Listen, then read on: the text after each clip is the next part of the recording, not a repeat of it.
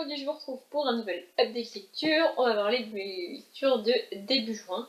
Donc 4 livres, comme d'habitude, on démarre tout de suite. Le premier, ça a été une grosse déception, on peut le dire. C'est La petite boulangerie du monde de Jenny Colgan. C'est un livre que ma grand-mère m'avait donné. Et c'est un livre qui a beaucoup tourné sur Booktube. J'ai l'impression que tout le monde l'a lu. Et que tout le monde a passé un bon moment. Tout le monde a dit c'est sympa, c'est fun, c'est cool. Et avec moi, bah ça l'a pas fait. J'ai pensé pendant un moment, sincèrement, que j'allais arriver au bout du livre, et puis arriver à la page 366, j'en pouvais plus, tout simplement, je n'en pouvais plus, donc j'ai arrêté de le lire. Dans ce livre, on suit Polly. Elle a monté une entreprise avec son petit ami, sauf qu'ils font faillite. Du coup, ils perdent leur entreprise, ils font faillite, ils perdent leur appartement, ils se séparent. Enfin bref, au début, c'est un peu une vie chaotique, mais j'y reviendrai juste après. Et du coup, suite à ça, elle est un peu dans la merde. En gros, elle a pas les moyens d'acheter un appart, enfin même de louer un appart dans la ville où elle est. Du coup, elle s'isole dans une toute petite ville, un tout petit village où il y a quasiment, enfin il y a rien, il n'y a pas grand monde, et elle loue une espèce de studio insalubre, vraiment insalubre, et voilà, à partir de là, elle va prendre un espèce de nouveau départ et ouvrir une boulangerie, enfin, plus ou moins ouvrir une boulangerie. Déjà, le truc, c'est que je pense que j'en attendais trop par rapport au livre. C'est un feel good, et j'ai rien contre ce genre, et je vais pas dénigrer ce genre, mais un feel good, par définition, c'est censé avoir un bon moment, c'est censé être un livre sympa, un truc fun, et voilà. Un truc feel good quoi. Sauf que moi je m'attendais à passer un très bon moment, du coup vu que tout le monde a adoré, tout le monde a dit que c'était génial. Et en fait bah non, c'était juste sympa mais c'était pas ouf quoi, c'est sans plus en fait. Et le problème que j'ai eu aussi c'est que la situation de départ, j'ai l'impression que l'autrice a volontairement mis tous les malheurs du monde sur son personnage pour bien montrer qu'elle est au fond du seau et qu'elle va petit à petit remonter la pente. Je me suis dit mais pourquoi faire ça? C'est quoi l'intérêt? Enfin je veux dire, j'ai pas compris le délire. Vouloir s'acharner sur ce personnage au début du livre, j'étais là mais...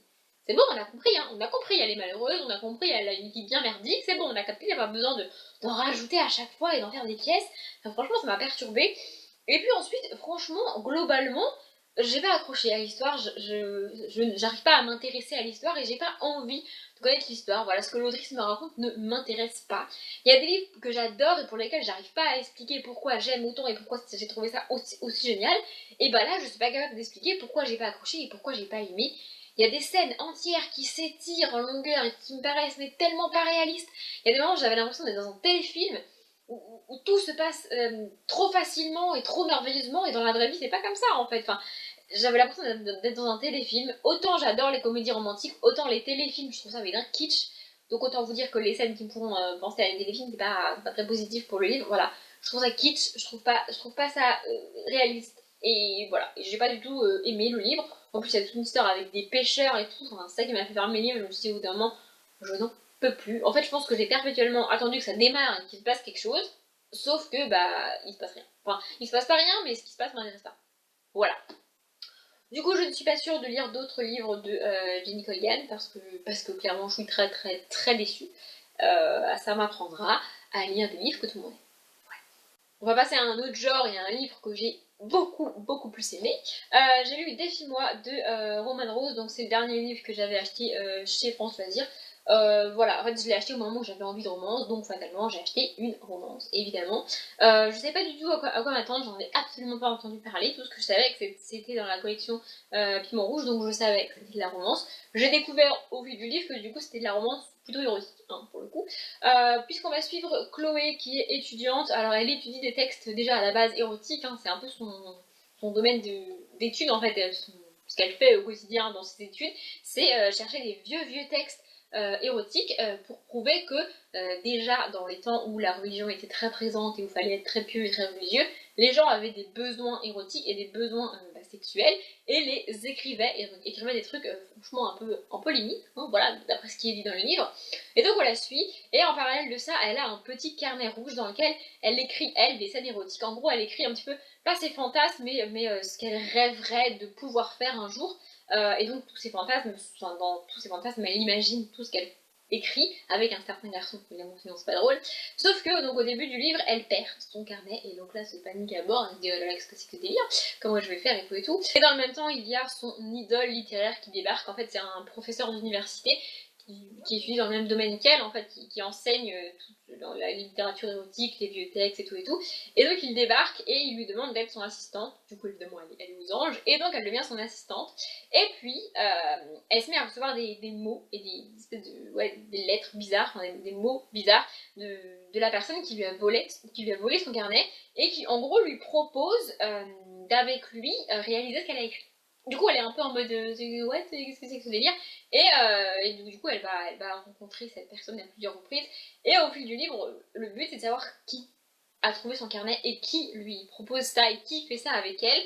Ce que j'ai bien aimé, c'est que quand on lit les résumés, on est quasiment sûr que, ouais, d'accord, il n'y a pas de suspense. En fait, on sait qui a volé le livre, le carnet. Et en fait, quand on lit, il y a plusieurs possibilités, il y a vraiment plusieurs possibilités, on doute vraiment de qui a volé le carnet, et moi personnellement je me suis mise à psychoter, à enquêter, à chercher. À la fin j'avais l'impression d'être dans Pretty Little Liars en mode mais c'est qui, mais c'est lui, non ça peut pas être lui parce que si c'était lui il aurait pas fait ça, il aurait pas dit ça. Enfin bref, j'arrêtais pas de psychoter et de chercher qui avait volé son carnet. En gros j'ai bouffé ce livre en peu de temps parce que j'aime beaucoup, et aussi ce que j'ai vraiment bien aimé c'est que ça m'a rappelé Endless Love.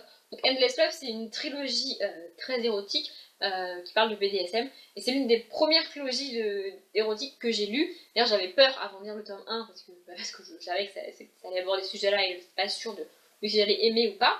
Et voilà, et dans Endless Love, l'héroïne étudie aussi, elle fait un truc en rapport avec l'art et pareil la sexualité. Du coup, voilà, ça m'a vraiment rappelé ça. Clairement, ça plaira pas à tout le monde. Clairement, je vois déjà les gens critiquer l'héroïne et critiquer ce qu'elle fait et tout venir de loin. Mais moi, j'ai bien aimé, et moi qui en ai ras-le-bol des héroïnes un peu nunuches, un peu cruches, vierges et blablabla, franchement, avoir une héroïne comme Chloé qui s'assume, mais qui en même temps flippe un peu de ce qui pourrait lui arriver et de ce qu'elle pourrait faire avec cet homme, c'était vraiment cool et vraiment rafraîchissant. Je dis pas que je me suis 100% identifiée à elle, hein, c'est ce que je suis en train de dire, mais ça change, ça fait du bien d'avoir des héroïnes comme ça, même si il y aura des gens qui sont pas d'accord, il y aura des gens qui critiqueront, moi j'ai adoré. Voilà, du coup si vous aimez les romances érotiques, clairement si vous n'aimez pas les romances érotiques ça ne sert à rien, mais si vous aimez bien, moi je vous conseille parce que j'ai vraiment adoré.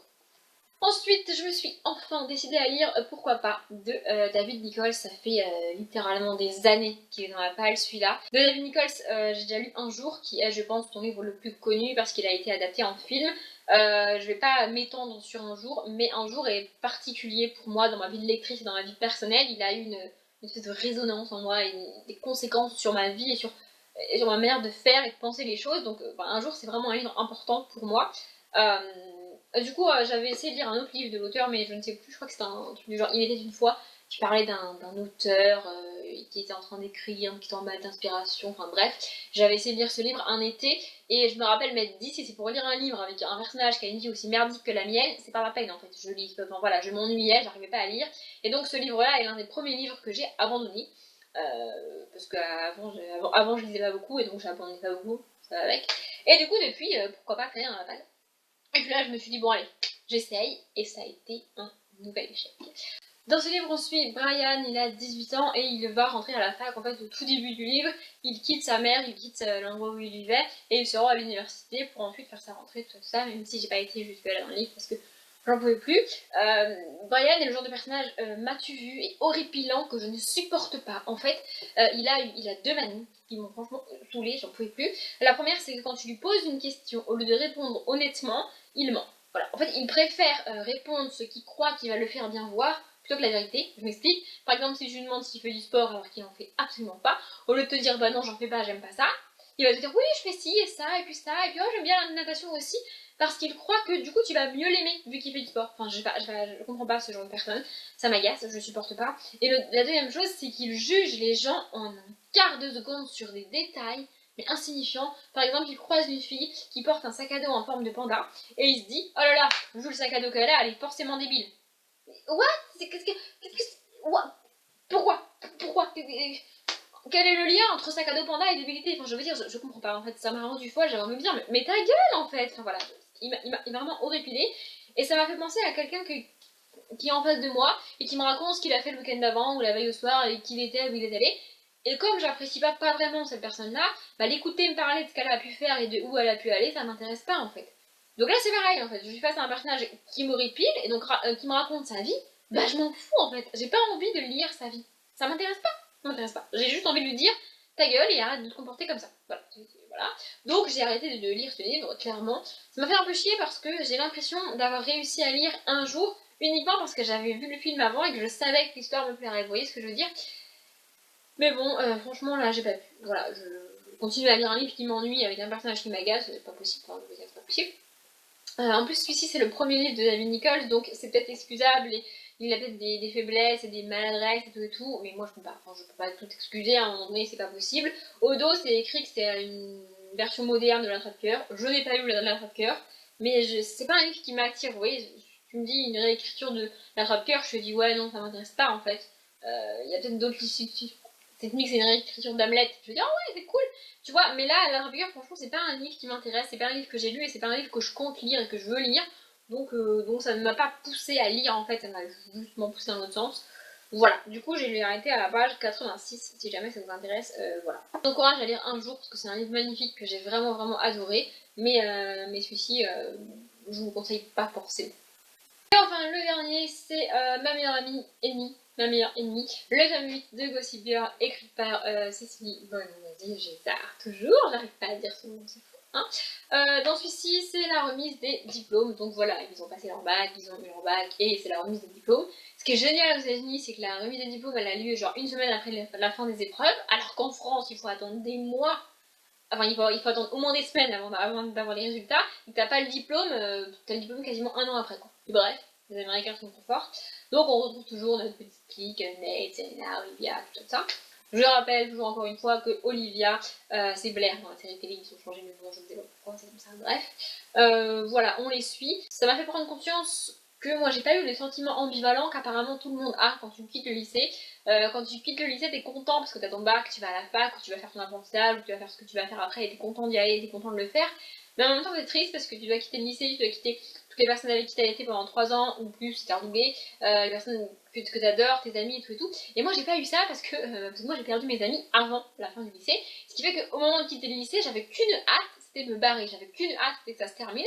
Donc, j'ai même pas eu ce petit regret de quitter le lycée, et ce petit regret de dire adieu à ces gens-là, parce que j'avais qu'une hâte, c'était me barrer en fait. Donc voilà, j'ai pas eu ce sentiment-là. J'ai eu ce sentiment-là à la fin de ma licence, par contre. Mais voilà, du coup, c'était assez drôle de les voir partager ce sentiment, alors que moi, j'ai pas du tout ressenti ça. Et le truc que j'ai compris, que j'ai plus ou moins compris avec ce tome-là, en fait, dans la série télé, Blair m'agace. Je l'aime pas spécialement dans la série télé, mais je la supporte dans la série télé, alors que Olivia dans le livre, je la supporte pas du tout. En fait, j'ai envie de la tarter, je l'aime pas du tout. Je l'aime pas. Il y a rien qui fait que je l'aime, et j'arrive pas à comprendre, alors que c'est le même personnage, pourquoi dans les livres je l'aime pas du tout et je ne la supporte pas du tout, alors que dans la série, je l'aime pas trop, mais je la supporte et j'ai fini par l'apprécier. La raison, en fait, c'est que c'est sa relation avec Chuck. Dans la série, elle a une relation très compliquée du début à la fin de la série avec Chuck. Hein, je ne vous apprends rien, même le premier épisode, je crois que c'est déjà une catastrophe entre eux. Et comme j'adore Chuck, le fait qu'elle soit avec lui et sa relation avec lui fait que je l'apprécie un peu. Or là, il n'y a pas cette relation-là, et Chuck n'est pas du tout important dans les livres. Pour donner un ordre d'idée à ceux qui ont vu la série, Chuck est à peu près aussi important dans les livres que Isabelle et Cathy, les deux amies de Blair, là, vous voyez, quasiment inexistants et leur relation n'existe pas, ce qui fait que j'ai rien à quoi me raccrocher et il n'y a rien qui me plaît chez Olivia du coup. Voilà. Et le titre du coup, c'est pas, enfin, ça fait quelques tomes que c'est comme ça en fait parce que Serena ne fait rien pour avoir les choses mais obtient tout en fait, voilà, ça lui tombe tout cuit dans la tête, genre on lui donne tout. Elle n'a rien à faire, on lui donne tout. Et dans le même temps, Olivia se démène et fait tout ce qu'elle peut pour rentrer dans l'université qu'elle veut, pour avoir les résultats qu'elle veut, pour dans ce tome-là faire le discours. Et elle n'obtient rien parce que Serena a tout alors que elle n'a rien voulu en fait. Et du coup, ça la rend folle un petit peu. Je comprends le sentiment d'Olivia, le sentiment d'injustice, même si c'est pas la faute de Serena, quoi. Elle passe son temps à lui en vouloir à elle alors qu'elle n'y est pour rien. Dans ce tome-là, Nate, alors Nate, je ne supporte déjà pas vraiment dans les tomes d'avant, mais alors dans celui-là, en fait, dans celui-là, j'ai même pas compris pourquoi il se comportait comme ça. Voilà, je comprends pas ce personnage-là, je n'arrive pas du tout. Je pense que le seul truc qui sauve un petit peu le Nate des livres, c'est que j'ai l'image de... là, je me rappelle plus de l'acteur. Mais j'ai l'image de l'acteur qui joue Nate dans les films, dans la série, et du coup ça l'aide un petit peu, vous voyez. Mais franchement, c'est pas ouf. Voilà, je continuerai la saga, comme j'ai mis tome 9 dans ma summer page du coup. Oui, c'est ça. Donc je vais le lire dans pas très longtemps, peut-être que je l'ai déjà lu d'ailleurs. J'écoute toujours Beat of My Heart de Hilary Duff, ça n'a pas changé. Voilà. Globalement, mon avis sur la saga n'a pas changé. C'est une bonne saga avec quelques faiblesses et quelques maladresses pour les adolescents. Voilà, ma vidéo est terminée. J'espère que ça fait pas trop long pour vous. J'espère que ça vous a plu. Comme d'habitude, je vous souhaite une bonne journée, un bon après-midi, un bon appétit ou une bonne nuit. Et je vous dis à bientôt.